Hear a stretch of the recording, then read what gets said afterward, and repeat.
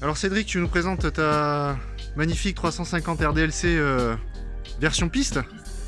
Alors qu'est-ce que tu as fait de beau là-dessus? On a commencé par tout démonter. Ensuite on a fait thermolaquer le cadre.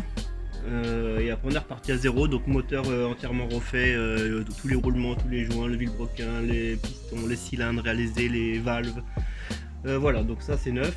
Les pots jolies motos de détente.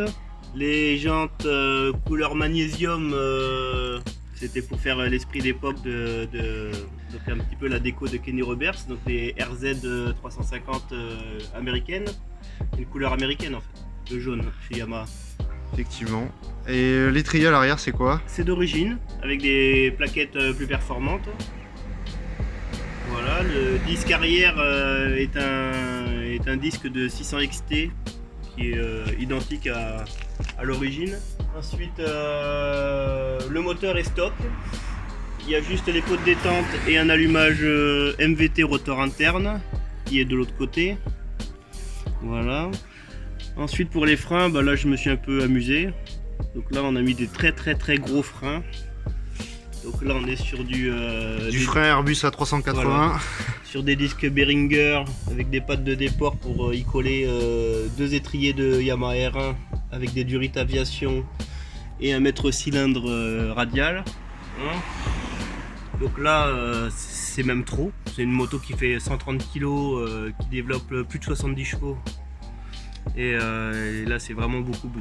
La déco c'est moi qui l'ai faite, donc c'est un jaune son industriel, c'est même pas de la carrosserie, du jaune de carrossier quoi. Peinté au pistolet bien sûr. Voilà, les pneus c'est du BT45, donc c'est des pneus de route. Donc tout le monde dira ouais pneus de route sur la piste et tout. Bah moi ça fait 3 ans que je fais de la piste avec ça et ça va super bien.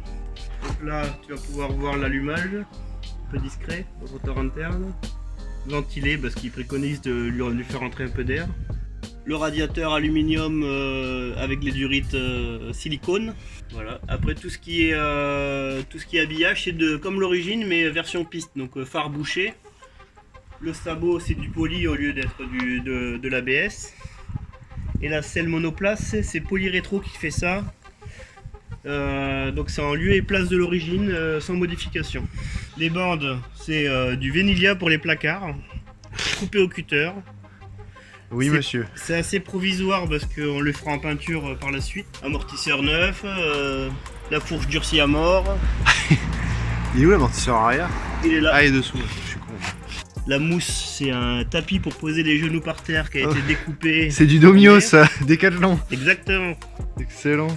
Donc découpé, formé, collé à la néoprène. Plus épais que les versions vraiment radicales de piste. On allume l'essence. On met le starter. On allume le coupe-circuit, on enclenche les valves. C'est enclenché. On remonte le repose-pied, sinon ça passe pas.